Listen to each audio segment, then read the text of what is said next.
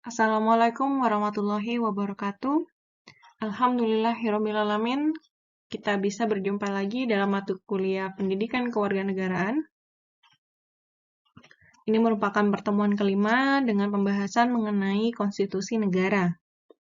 Sebelum kita membahas lebih lanjut, kita harus mengetahui dan memahami terlebih dahulu apa itu arti dari konstitusi. Nah, konstitusi sendiri dalam sebuah negara itu merupakan sebuah norma, sistem politik, dan hukum yang bentukannya pada pemerintahan negara biasanya yang dikodifikasikan sebagai dokumen-dokumen yang tertulis.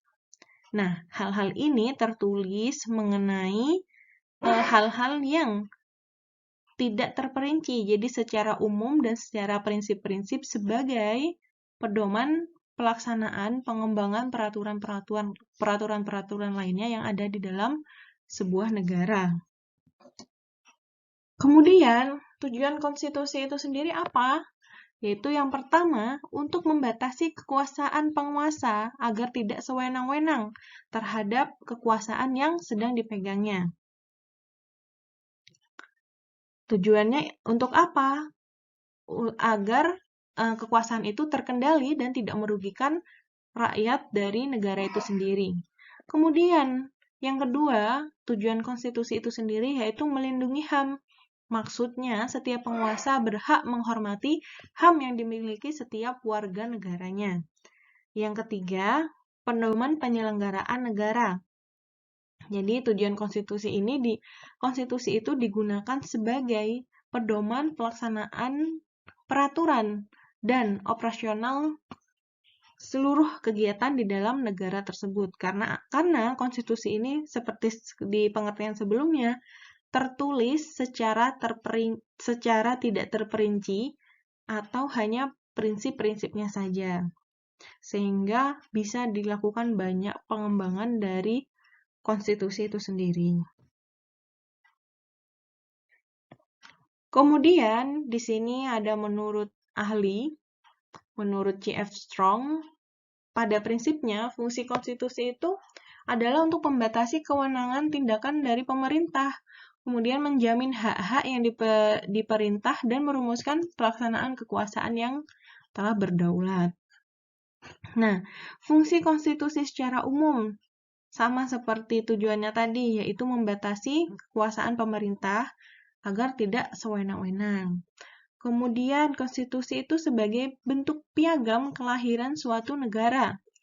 Seperti contohnya di Indonesia adalah Undang-Undang Dasar. Kemudian, fungsi konstitusi sebagai sumber hukum tertinggi di negara tersebut. Sebagai alat pembatas kekuasaan, sebagai identitas nasional dan lambang negara. Kemudian, sebagai pelindung hak asasi manusia dan kebebasan warga negara. Kemudian, bagaimana nilai-nilai konstitusi? Yang pertama ada nilai normatif, kemudian ada nilai nominal, kemudian ada nilai semantik. Bedanya itu apa? Nah, nilai normatif ini suatu konstitusi yang resmi diterima oleh suatu bangsa, dan bagi mereka itu konstitusi tidak hanya berlaku dalam arti hukum atau legal aja, tetapi juga berlaku di dalam masyarakat. Kemudian nilai nominal. Konstitusi menurut hukum itu berlaku tetapi tidak sempurna. Nah, ketidaksempurnaan ini disebabkan pasal-pasal tertentu yang tidak berlaku. Tidak seluruh pasal yang terdapat dalam undang-undang itu bisa berlaku di seluruh wilayah negara. Jadi, tidak general, terkhususkan. Itu kandungan dari konstitusi nilai nominal. Nah, nilai semantik bagaimana? Nah, nilai semantik dalam konstitusi ini, konstitusi yang berlaku hanya untuk kepentingan penguasa saja dalam memobilisasi kekuasaan. Penguasaan menggunakan konstitusi sebagai alat untuk melaksanakan kekuasaan dari politik. Jadi ini untuk penguasa-penguasa saja aturan-aturan yang terkandung dalam konstitusinya, yaitu mengandung yang artinya berarti itu memiliki nilai semantik.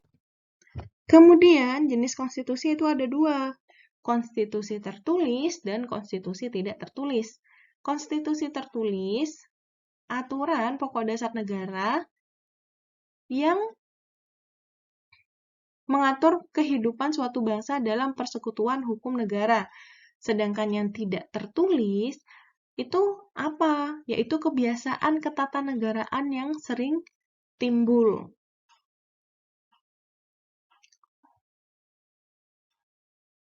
Oke, sekarang kita lihat contohnya. Konstitusi tertulis contohnya adalah Undang-Undang Dasar 1945. Kemudian yang tidak tertulis seperti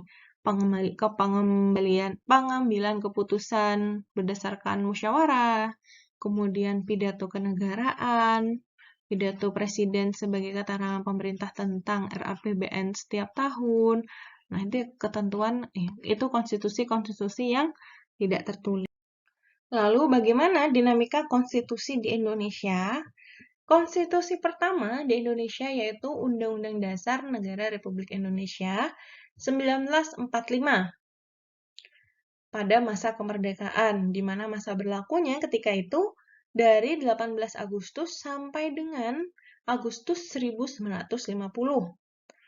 Dengan catatan, sejak 27 Desember 1949 sampai dengan 17 Agustus hanya berlaku di wilayah RI Proklamasi. Kemudian, terjadi perubahan, yaitu menjadi Konstitusi Republik Indonesia Serikat 1949 yang berlaku sejak 27 Desember 1949 sampai dengan 17 Agustus 1950.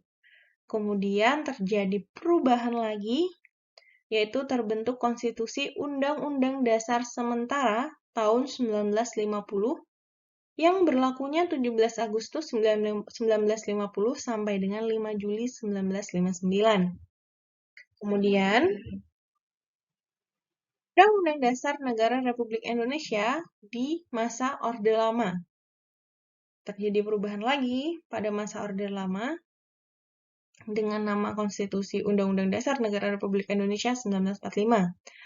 Nah, berlakunya sejak 5 Juli 1959 sampai dengan 1965. Kemudian terjadi lagi perubahan karena adanya perubahan dari Orde Lama ke Orde Baru. Terjadi penyesuaian-penyesuaian undang-undang lagi.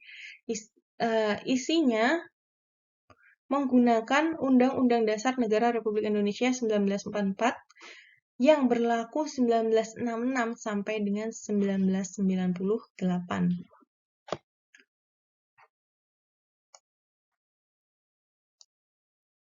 Baik, cukup sampai di sini materi tentang konstitusi. Jangan lupa untuk mengisi absensi. Kemudian di situ ada pertanyaan 1, silakan dijawab berdasarkan penjelasan yang sudah disampaikan. Terima kasih, sampai jumpa di pertemuan selanjutnya. Kurang lebihnya mohon maaf. Wassalamualaikum warahmatullahi wabarakatuh.